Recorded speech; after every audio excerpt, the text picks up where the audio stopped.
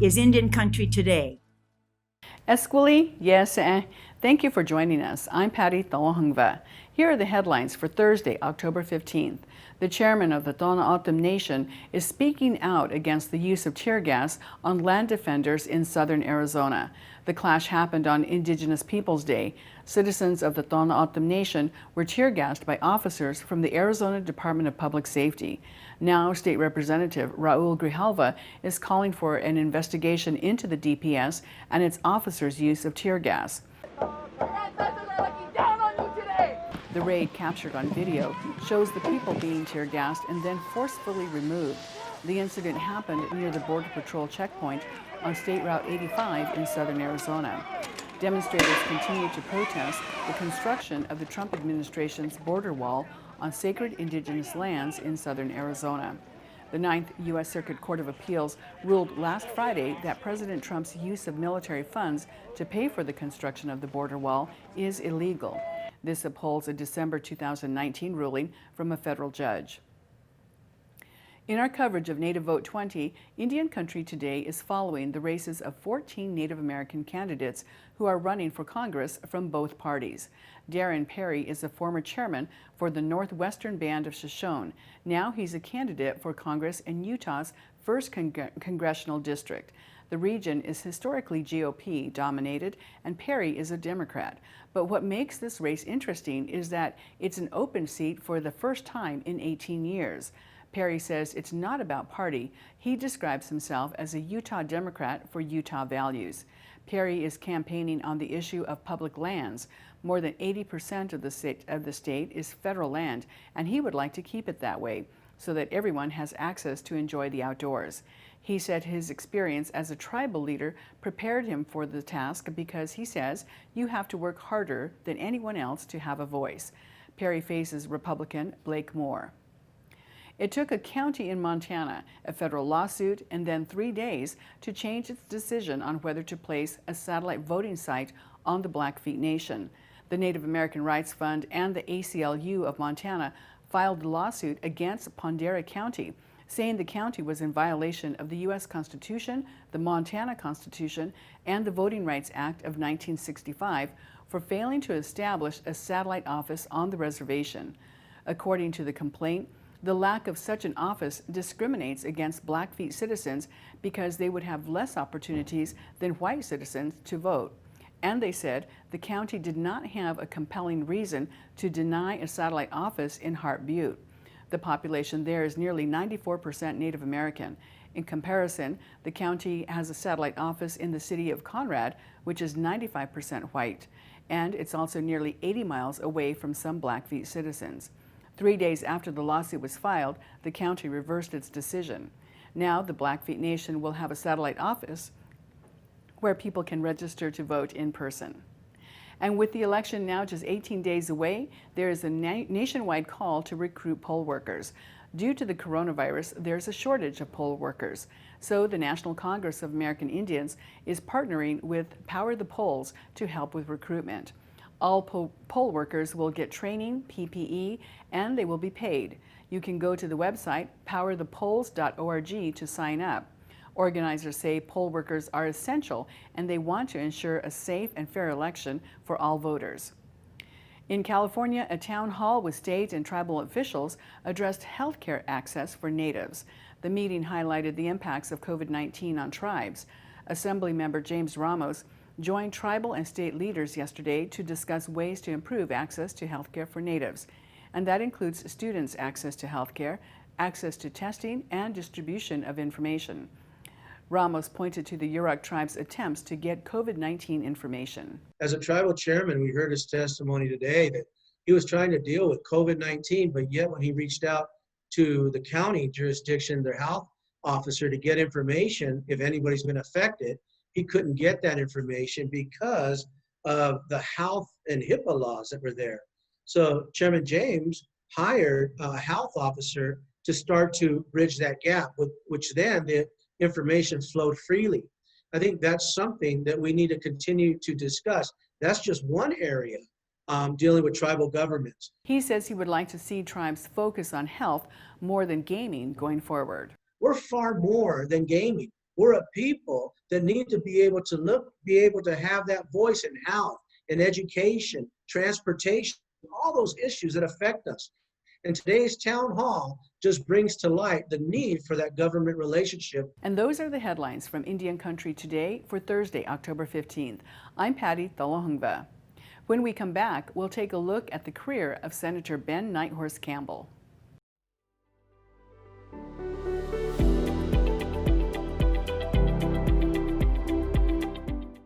Ben Nighthorse Campbell served 2 terms as a U.S. Senator representing Colorado from 1993 to 2005. He is a citizen of the Northern Cheyenne tribe. At the time, Campbell was the only Native American person serving in Congress and the first to serve in the Senate in more than 60 years. He first served in the U.S. House of Representatives in 1987. And in 1992, he won his Senate seat and served on several prominent committees, including the Senate Indian Affairs Committee. Campbell was the first Native American to chair that committee. As Marionette Pember reports, Campbell was instrumental in passing important legislation impacting Indian country, which includes the creation of the National Museum of the American Indian in Washington, D.C., and the expansion of self-determination and self-governance programs.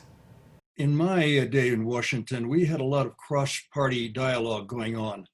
And I think because a lot of people don't understand Indian issues in Washington, whenever there would be a vote up on the floor of the U.S. Senate, I'd have a number of people from both parties ask me, they'd say, Ben, is this going to help Native people or not? And so even though I was the only voice, I could sway a lot of other votes simply because a lot of people in Washington don't understand Indian problems. Ben Nighthorse Campbell is regarded as one of the most important advocates for Native Americans, taking on issues such as water and land rights, trust reform, repatriation, and many others. He served Colorado, and he also served Indian country. I don't take credit because of myself. I take credit because we had a hardworking staff. When I was elected, of course, I was the only one since Ben Rifle in 1976, the only person of Native ancestry to be elected. And so what happens when you're the only one there, you sort of inherit a national constituency. I was elected from Colorado, but obviously you have to try your best for your own people too, and I did try and do that. He helped create the Indian gaming industry. I was one of the prime sponsors of that bill in 1988. And if anybody would have said in 1988 that Indian gaming was going to control about 2/3 of all gaming in America in this short period of time, I would have said that's impossible, but it has. And so many tribes are recognizing that the free enterprise system that allowed their casinos to be built has really helped their tribe, and they've moved ahead, I mean, by light years compared to what they were years and years ago when they're almost totally dependent on federal programs. Land in the trust, I think, was always one of the biggest issues. And that's still being resolved. You just found out probably about that recent court case that determined that literally millions of acres were never transferred legally, and now there's going to be some court cases about who owns that land in eastern Oklahoma and other states too. And I hope to be able to have a voice in that too. But you know, it's always been the problem. I think if you go back in time, you know, Indians, unlike any other ethnic minority in the United States, have a special difference. And the difference is simply this: all other minorities, Hispanic minorities, African Americans, and so on, all came to this country with looking to forward, upward mobility. In other words, they were taught that if you work hard and do a good job, you will progress. And little by little, you'll have more money, you'll be able to buy a house and a car, get the kids through school, that kind of thing. And so that upward mobility is what drives most people of color. But Indians they weren't driven by upward mobility. Historically, what Native Americans have been driven by is the fact that they don't want to lose any more than they have. All other cultures that came to this country had something to gain, but Indians had everything to lose and lost a great deal of their wealth in the transfer of land, mostly by what are called peace treaties, but often they were just at gunpoint. In 1998, he famously switched parties. As you know, this morning I am announcing my change of affiliation to the Republican Party. Elected to the Senate as a Democrat in 1992, he was reelected as a Republican in 1998.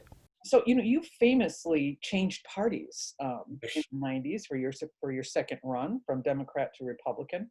Can you talk a little bit about what influenced that decision?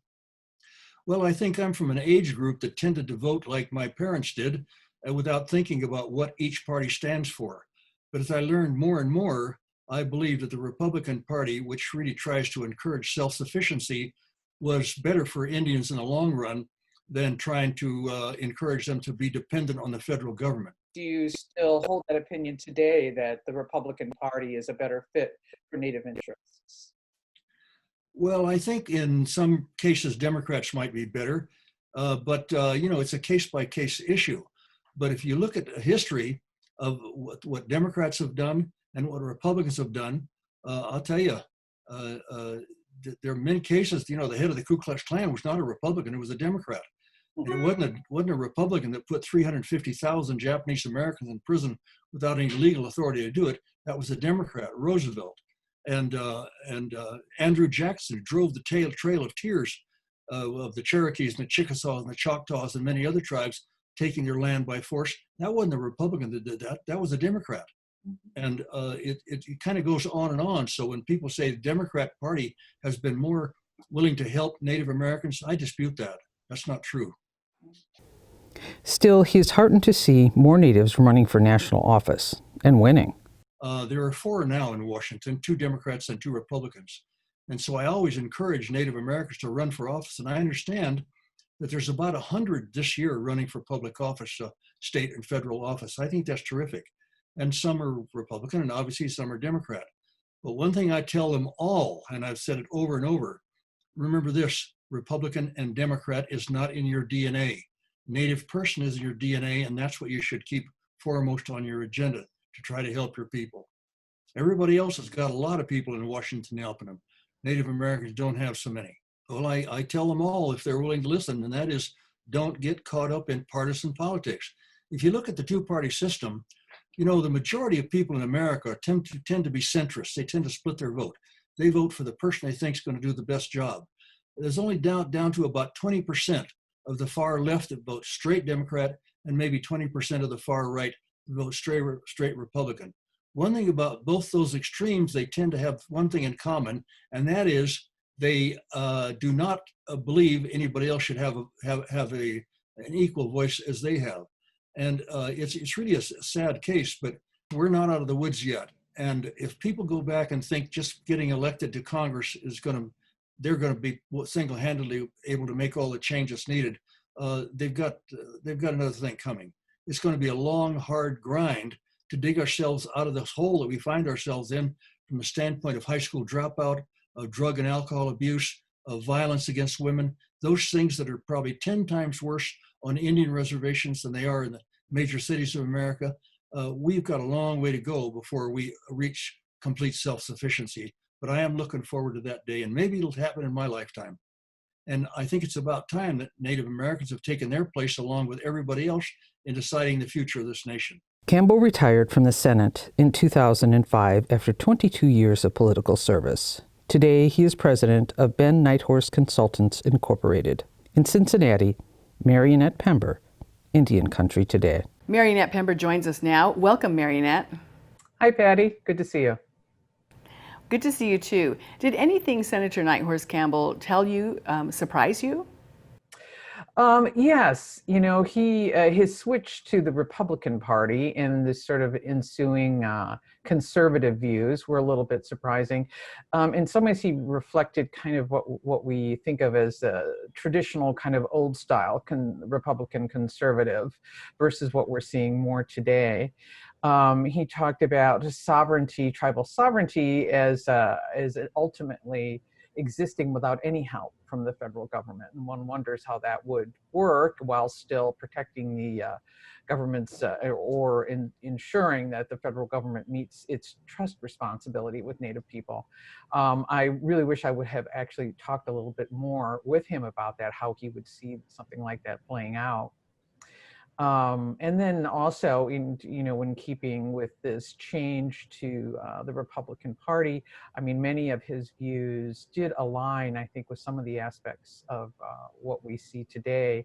For instance, the stance on immigration. I was a little bit surprised to learn that he was very supportive of the current rather hard stance of the Trump administration on immigrants coming from Mexico and incarceration and various things. He expressed concern that some of the immigrants were not, quote unquote, the right people coming into the into the U.S. and also said something that I thought was very noteworthy. Not everybody is not always equal. We like to think everybody is equal, but in terms of who can help the nation succeed, there's a big difference between, say, a doctor and somebody who's living on the street or begging for a living. End quote. So that was at least for me, that was a rather surprising thing to hear from Senator Nighthorse Campbell.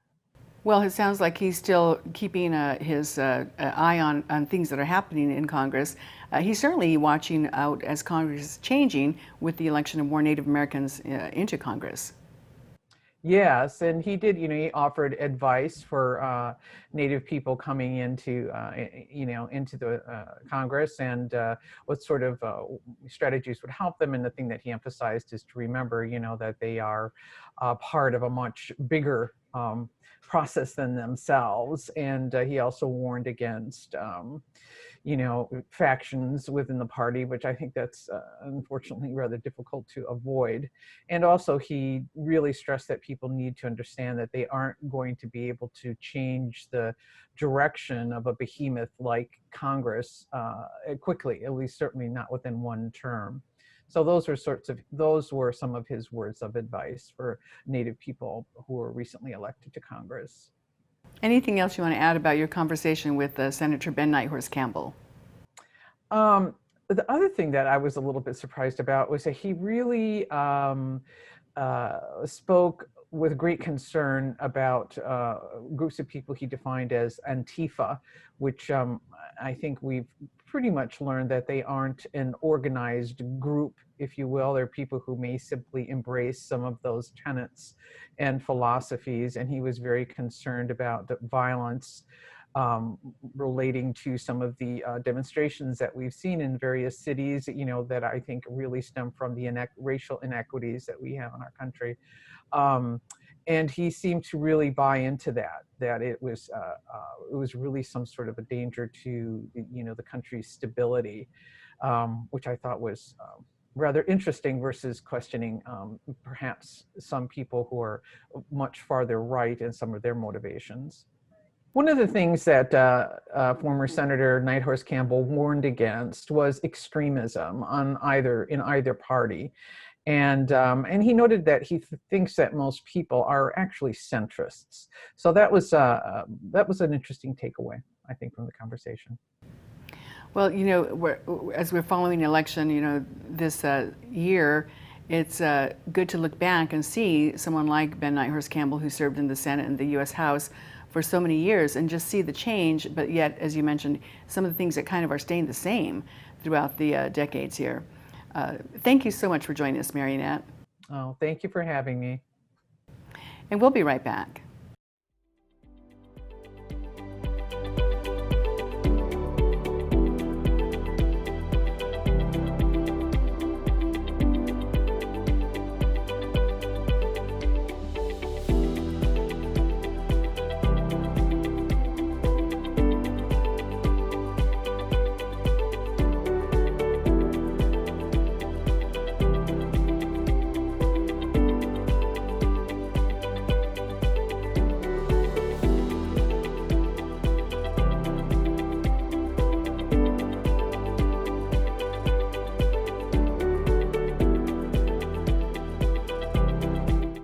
Dalton Walker is our national correspondent based in Phoenix, and he's been following the story about the Navajo ballot lawsuit. Welcome, Dalton. Bonjour, Patty. Miigwech for having me. Well, give us some background on this lawsuit. We've been following this court case for a few weeks. 6 Navajo Nation citizens filed a lawsuit against the state of Arizona regarding the coming election and asking for an extra 10 days after Election Day, November 3rd, for their ballots to count. partially because how big the reservation is and how difficult it can be for mail-in ballots or mail in general to go to point A to point B. And earlier this month, a judge ruled against them. But the most recent action happened this week. A 3-judge panel heard arguments and is considering whether to give an extra 10 days in an appeals court. And that decision really could come anytime, but it's unclear if if they would rule on the request before the November 3rd election. And the neat thing about the appeals court hearing this week was that it was live streamed, so I actually had a chance to sit and watch and listen to kind of hear the back and forth and the questions by the judges and then the answers by the plaintiff attorney and then by the state. It's kind of interesting to be there to see it in person. And the panel asked about how an extension would work, how such ballots would be distinguished for counting from those other voters. And an attorney for the state raised the possibility that other Native people in Arizona could erroneously believe such an extension would apply to them. The lawsuit sought the extension for only Navajo Nation citizens who live on the reservation. And the state provided a statement basically saying they understand and recognize the unique circumstances addressed by the plaintiffs, but what they are asking for would be difficult to implement this close to an election. And bigger picture is that Arizona is a key state for the national side. You have a key U.S. Senate race, the presidential race are both toss-ups right now. And of course, the local and state races are equally as important. And Native people in Navajo are fighting right now to make sure their vote is counted. Did this issue also come up in the last election? The research you find is that there's a lot of lawsuits that just come before election day because tribes deal with this type of thing all the time. I've spoken to the Native American Rights Fund a few times regarding election issues and court cases and why certain tribes or certain Native people feel it's important to question each state and what they're doing when it comes to Native rights and the Native right to vote. And there's always something. I can count on both fingers right now how many cases are related across the Indian country that fall into the election day and just being able to vote. So yes, this happens. I say it happens often each season. Yeah, absolutely. And so many stories across the country, as you mentioned.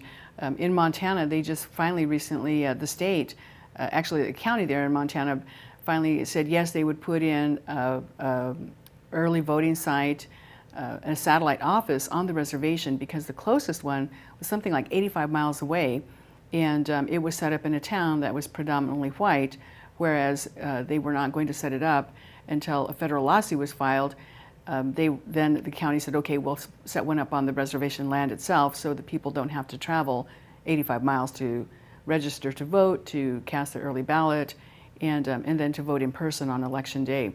So a lot of situations across the country. And now you're watching for this latest ruling, Dalton? Yeah, and like you mentioned, in Montana, there was news, and even as this ruling literally could happen today, could happen anytime. And I know the plaintiffs are hoping before election day because that's the key point here. And there's another one that just popped up down in southern Arizona the other day with the Paskayaki tribe suing, hoping the county reopens the only in-person early voting site on the reservation, which was shut down a few years ago. So that's something else we're monitoring regarding the election season legal-wise. And as I mentioned earlier, Arizona is a key player, and other lawsuits filed recently was asking for an extension in voter registration across the state for everybody. And a judge initially ruled yes from October 5th to October 23rd. But then a discussion with the state and the plaintiffs, they settled on a date being October 15th. But that's still 10 more days than the original deadline. And the Associated Press reported earlier this week that Arizona has recorded more than 28,000 new registrations since that initial deadline was passed. So a lot of important issues happening in election season. So much happening in this election season. And again, on top of that, we have the pandemic to deal with. And so the topic of how to protect voters at the polling sites on election day is another topic for another day. Dalton Walker, thank you so much for joining us. Thanks, Patty. And thank you for watching. Take care of yourselves. Your life is precious. I'm Patty Thalohungva. Join us again tomorrow.